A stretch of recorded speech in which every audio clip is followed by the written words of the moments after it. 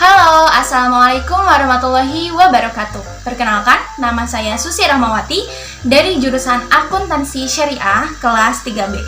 Nah, pada video kali ini kita akan membahas mengenai bagaimana sih peran akuntansi biaya dalam suatu perusahaan. Sebelum kita membahas tentang peran akuntansi biaya itu sendiri, kita ketahui dulu apa sih akuntansi biaya itu. Akuntansi biaya merupakan gabungan dari akuntansi keuangan dan akuntansi manajemen, di mana keduanya memiliki persamaan, yaitu sistem pengolah informasi yang menghasilkan informasi keuangan dan berfungsi sebagai penyedia informasi keuangan yang bermanfaat untuk pengambilan keputusan.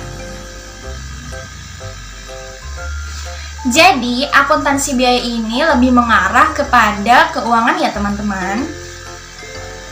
Nah, informasi keuangan tersebut nantinya akan digunakan oleh para stakeholder untuk pengambilan keputusan perusahaan di periode selanjutnya. Sementara, tujuan pokok akuntansi biaya yaitu yang pertama, penentuan biaya produk, biasanya data yang digunakan data tahun lalu. Umumnya ditujukan untuk pihak luar perusahaan dan tunduk pada prinsip-prinsip akuntansi.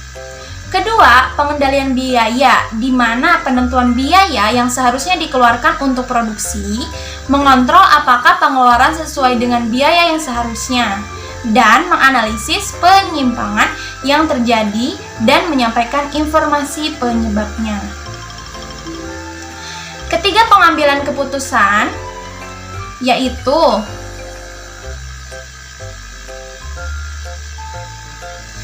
menyajikan informasi biaya, masa yang akan datang, dan informasi tidak dicatat dalam catatan akuntansi biaya, melainkan hanya ramalan masa depan. Oke, mengulas sedikit tadi mengenai akuntansi biaya. Jadi akuntansi biaya itu teman-teman lebih kepada informasi keuangan dan menganalisis data keuangan pada tahun lalu biasanya. Nah, kemudian akuntansi biaya ini dapat membantu manajemen dalam menyelesaikan tugas-tugasnya. Tugas-tugasnya apa aja sih? Jadi, yang pertama, tugasnya itu membuat dan melaksanakan rencana dan anggaran untuk operasi dalam kondisi-kondisi kompetitif dan ekonomi yang telah diprediksi sebelumnya. Kemudian yang kedua, menetapkan metode perhitungan biaya yang memungkinkan pengendalian aktivitas, mengurangi biaya, dan memperbaiki kualitas. Mengendalikan kualitas fisik dan persediaan, dan menentukan biaya dari setiap produk dan jasa yang dihasilkan untuk tujuan penerapan harga dan evaluasi kinerja dari suatu produk, departemen, atau divisi. Kemudian yang selanjutnya, menentukan biaya dan laba perusahaan untuk satu tahun periode akuntansi atau untuk periode lain yang lebih pendek. Hal ini termasuk menemukan nilai persediaan dan harga pokok penjualan sesuai dengan aturan pelaporan eksternal.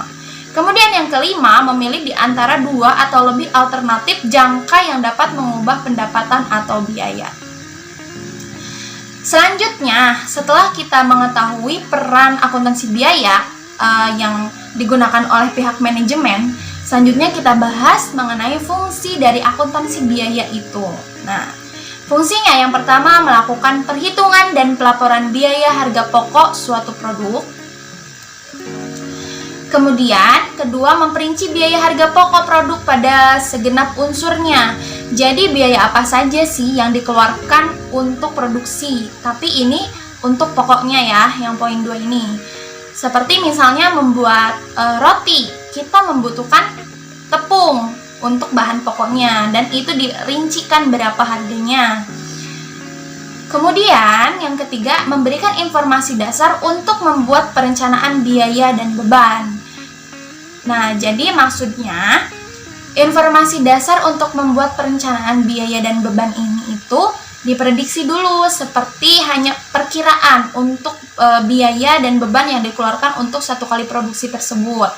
Keempat, memberikan data bagi proses penyusunan anggaran. Dan yang kelima, memberikan informasi biaya bagi manajemen guna dipakai di dalam pengendalian manajemen. Nah, jadi itu ya teman-teman, banyak sekali peran dan fungsi dari akuntansi biaya itu sendiri.